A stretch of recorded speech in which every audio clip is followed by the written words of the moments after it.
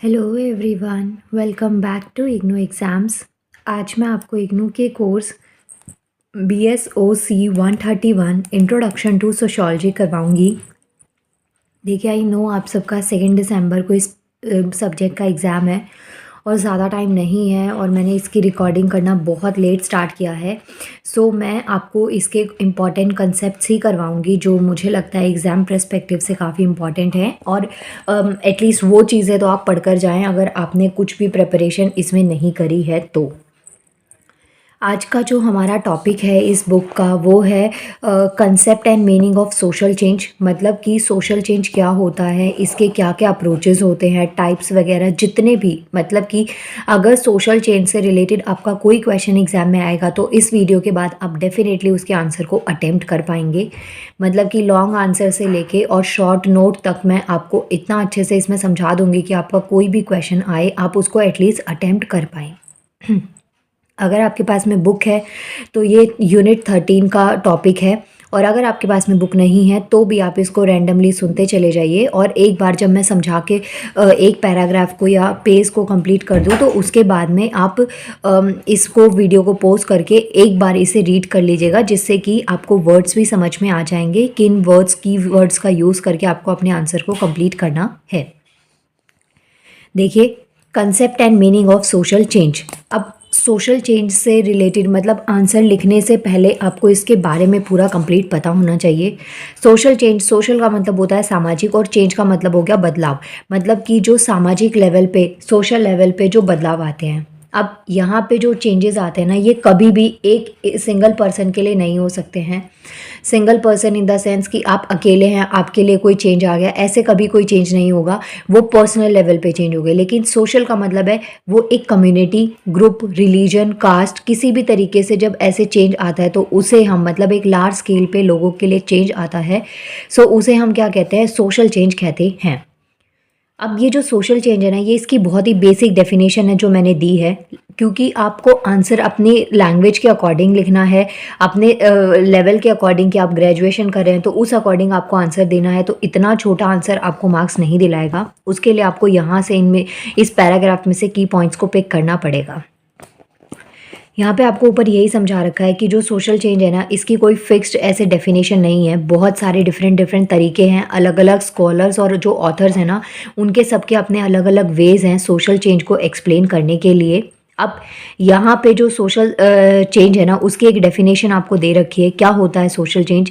Significant alternation and modification of any social organisation and और social structure and function of a society and its various manifestations. देखिए, होता क्या है बहुत सारे ना सोशल प्रोसेसेस होते हैं, पैटर्न्स होते हैं, एक्शंस होते हैं, रूल्स रेगुलेशंस होते हैं, और कुछ वैल्यूज़ होती है, सिंबल्स होते हैं, बहुत सारी ऐसी कल्चरल प्रैक्टिसेस होती हैं।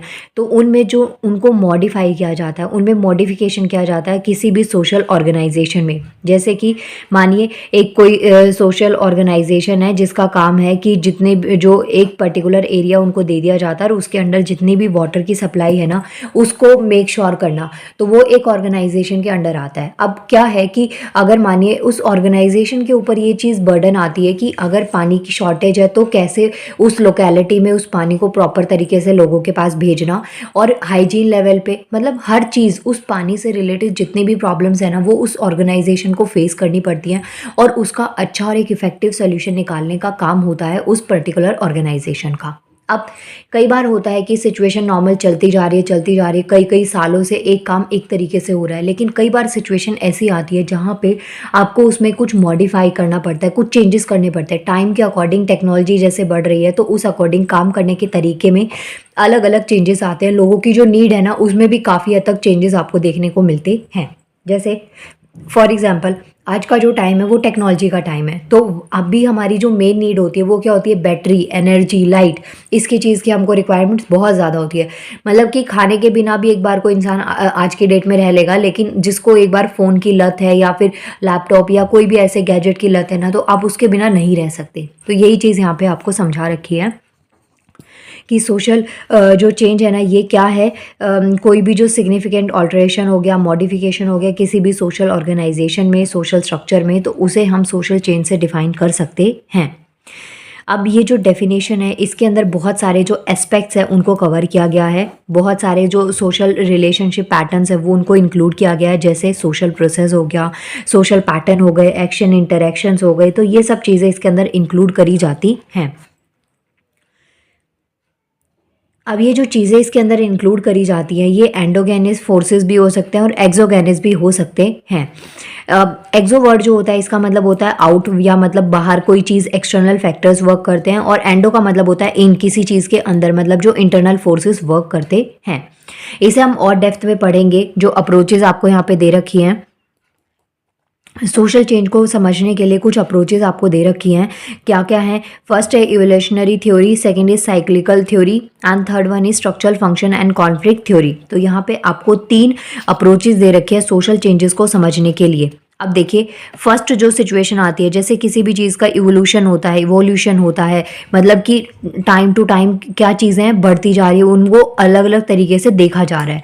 तो अब इसमें जो सोशल चेंज है ना, ये इस तरीके से चीज़ों को इंटरलेट किया जाता है। जो थ्योरीज ऑफ चेंजेस आपको दे रखी होती हैं, बहुत सारी चेंजेस की ना रिक्वायरमेंट हमको पड़ती है, जिसमें हमें क्या ज़रूरत होती है, कंसिस्टेंसी की बहुत ज़्यादा ज़रूरत पड़ती है। तो अब वो चीज़ें क्या हैं हमारी, जैसे हम कोई भी चीज़ पढ़ते हैं ना, अभी आप जो अर्ली मैन थे उससे बाद में ह्यूमंस आए, ह्यूमंस में भी अभी हम जो हमारी आज का जो टाइम है, जो मॉडर्न एरा है, इसमें जो लोग हैं ना, इसको अगर हम कंपेयर करें पहले के टाइम से लोगों से, तो उनमें भी ना काफ़ी हद तक मॉडिफिकेशन चेंजेस आपको देखने को मिले हैं।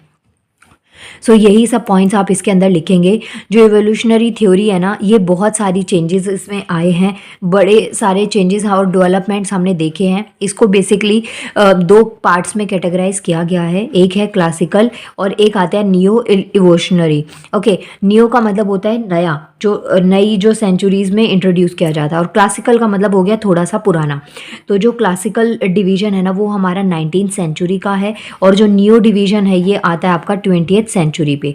तो ये दोनों डिवीजन्स के बेसिस पे आप अपने आंसर को लिख सकते हैं। और एक चीज़ याद रखिएगा, इसमें 2 तरीके से डिवीजन है, तो इसमें जो आपका क्वेश्चन बन सकता है ना, वो शॉर्ट नोट में भी आपसे पूछा जा सकता है, कि पूछा जाए जो आपके पास में अप्रोचेस दे रखे हैं सोशल चेंज को समझने के, जो अप्रोचेस हैं, अंडरस्टैंडिंग सोशल चेंजेस, इसके जो अप्रोचेस हैं, इसमें से कोई भी एक अप्रोच आपको दे दिया जाएगा और उसको उसके ऊपर आपको शॉर्ट नोट लिखना हो, तो ऐसे भी आपसे क्वेश्चन आ सकता है। तो ये चीज़ें आप इसमें याद रखेंगे। इसके अलावा जो बेसिकली जो ये इवैल्यूएशन है ना, ये इसी चीज़ के ऊपर है, प्रोग्रेस और ग्रोथ के ऊपर। इन चीज़ों को ध्यान में रखते हुए ये डिफरेंट टाइप के जो इवैल्यूएशंस आए हैं ये हम समझते हैं, और इनका जो मेन ऑब्जेक्टिव होता है ये यही होता है कि जो प्रोग्रेस और ग्रोथ हुई है उसको ऑब्जर्व करके नोट करना। इसके बाद में नेक्स्ट आता है साइक्लिकल थ्योरी। अब ये जो थ्योरी होती है ना, इसका मतलब क्या होता है, रिपीटेशन चेंज। जैसे साइकिल चलती है ना, क्लॉकवाइज एंटी क्लॉकवाइज, आपने क्लॉक पढ़ी होगी, तो साइकिल का क्या होता है, ऐसे ऐसे रैंडमली घूमना। तो ये जो रिवोल्यूशन होता है, जो ऐसे तरीके से रिपीटेशन चेंजेस आ गया, अब वो कोई भी कंडीशन हो, इवेंट्स होते हैं, फॉर्म्स होते हैं, फैशन हो गया बहुत लंबे टाइम तक, तो ये चीज़ें आती हैं हमारी साइक्लिकल थ्योरीज में। जैसे कि पहले ना एक तरीके की ट्राउज़र का ट्रेंड चला हो, और उसके बाद में काफ़ी सारी जनरेशन्स बीच में बीत गई हो, और उसके बाद में दोबारा से उस चीज़ को वापस से ट्रेंड में लेकर आ जाना। तो ये चीज़ें क्या है, आपने रिपीटेशन किया। अब जो कंडीशंस हैं, इवेंट्स हैं, फॉर्म्स है, या जो फैशन है, एक पर्टिकुलर टाइम पीरियड के बाद में वो चीज़ दोबारा से मार्केट में आने लग गई। जैसे पहले ना एंटिक चीज़ें होती थी, फिर उसके बाद में बीच में इनका काफ़ी हद तक चीज़ों में कमी देखने को मिली, और आज की डेट में जो मॉडर्न टेक्नोलॉजीज़ भी इतनी सारी आ गई हैं, उसके बाद भी ना लोगों को, कुछ ऐसे ऐसे लोग होते हैं जिनको अपने घर का डेकोरेशन एंटीक वे में चाहिए होता है। जो अर्बन एरियाज़ है वहाँ पे आपको जो डेकोरेशन है, कोई ढाबा है, रेस्टोरेंट है, या फिर आपका रूम है, तो उसमें आपको ना कुछ विलेज साइड में जैसे होती हैं चीज़ें, वो चीज़ें आपको डेकोरेशन की फॉर्म में आपको अपने घर में देखने को मिल जाएंगी। तो ये चीज़ें क्या है कि इनका एक रिपीटेशन हो रहा है एक पर्टिकुलर टाइम पीरियड के बाद में। तो यही चीज़ें आपकी आती हैं साइक्लिकल थ्योरीज़ के अंदर। इसके बाद में नेक्स्ट आता है स्ट्रक्चरल और फंक्शनल एंड कॉन्फ्लिक्ट थ्योरी। अब जो स्ट्रक्चरल, फंक्शनल और कॉन्फ्लिक्ट थ्योरी है, इसके अंदर आपके पास में 2 टाइप से आते हैं, एक होता है माइक्रो और एक होता है मिडल रेंज थ्योरीज। माइक्रो का मतलब होता है बहुत छोटा, और मिडल का मतलब हो गया मॉडरेट साइज में। ओके, तो अब जो स्ट्रक्चरल और फंक्शनल जो सोसाइटीज़ होती हैं, इसमें क्या चीज़ें हैं, जो ह्यूमन बॉडी है, बैलेंस सिस्टम ऑफ इंस्टीट्यूशन हो गया, या फिर जो मतलब कि हमारी सोसाइटी को कंटिन्यू रखने के लिए चीज़ें, हमारी जो डे टू डे लाइफ की जो एक्टिविटीज़ होती हैं उनको पूरा करना, जो हमारी बेसिक नीड्स होती हैं उनको पूरा करने के लिए बहुत सारे जो इंस्टीट्यूशंस होते हैं वो उसके ऊपर वर्क कर रहे होते हैं। तो उनके फंक्शंस जो होते हैं, जो सोसाइटी के फंक्शंस हैं, उनको मेंटेन करना, उनकी जो परफॉर्मेंस है उसको अच्छे तरीके से ध्यान में रखते हुए आगे कॉन्टिन्यूशन में लाए रखना, वो चीज़ आती है structural function and conflict theories के अंदर।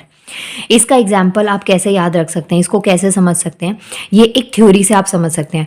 थ्योरी से मतलब कि मानिए आप कोई सोसाइटी का, कॉलोनी का आप एग्जाम्पल ले लीजिए जहाँ पे तारक मेहता तो आप सबने ही देखा होगा ना, तो वहाँ पे आप उस गोकुलधाम सोसाइटी का एग्जाम्पल ले लीजिए। तो ऐसे ना आप एक कॉलोनी का एग्जाम्पल से याद रख सकते हैं कि वहाँ पे क्या है, जितने भी रूल्स रेगुलेशंस होते हैं, तो वहाँ के जो सेक्रेटरी होते हैं ना, उनका काम क्या होता है, अपनी सोसाइटी को की जो नीड्स होती हैं, जो वहाँ के लोग रह रहे हैं उनका मेंटेनेंस करना, जो चीज़ें हैं, नीड है, उनको पूरा करना। तो ये चीज़ें आती है हमारी स्ट्रक्चर फंक्शन और कॉन्फ्लिक्ट थ्योरीज के अंदर।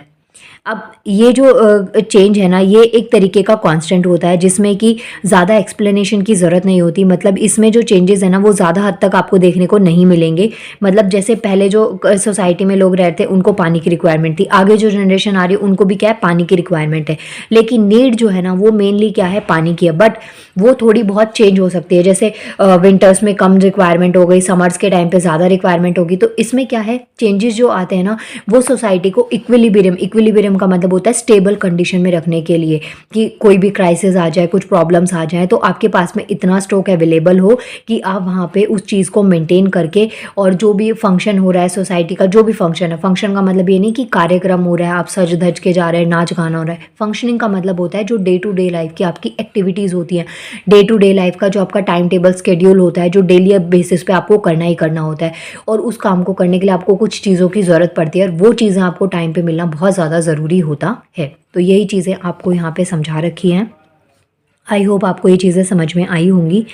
अगर आपको इतनी वीडियो अच्छी लगी है ना इस सब्जेक्ट की, तो आप मुझे कमेंट करिए। मैं इसकी 5 to 6 वीडियोज़ आपके एग्ज़ाम से पहले मैं आपके लिए कर देती हूँ यहाँ पे। और इसके अलावा बस यही बोलूँगी कि आप सबके एग्ज़ाम्स हैं तो गुड लक आप सबके एग्ज़ाम्स के लिए। बाकी आप मुझे सब्जेक्ट कोड ना डेट के अकॉर्डिंग मेंशन कर दीजिएगा, ताकि अगर हुआ तो मैं वीडियोस रिकॉर्ड कर दूँगी। और मैंने बहुत सारे सब्जेक्ट की वीडियोस जो हैं वो चैनल पे अपलोड करी हुई है, आप वहाँ से भी उन वीडियोज़ को देख सकते हैं और समझ सकते हैं। नाउ मिलते हैं नेक्स्ट वीडियो में, जिसमें मैं आपको इसके फैक्टर्स जो है ना, सोशल चेंज के जो फैक्टर्स यहाँ पे आपको 4 फैक्टर्स दे रखे हैं ये समझाऊंगी। Biological factor, geographical factor, technological factor और सोशो कल्चर फैक्टर्स। ये हम नेक्स्ट वीडियो में कंटिन्यू करेंगे। नाउ मिलते हैं नेक्स्ट वीडियो में। Thank you.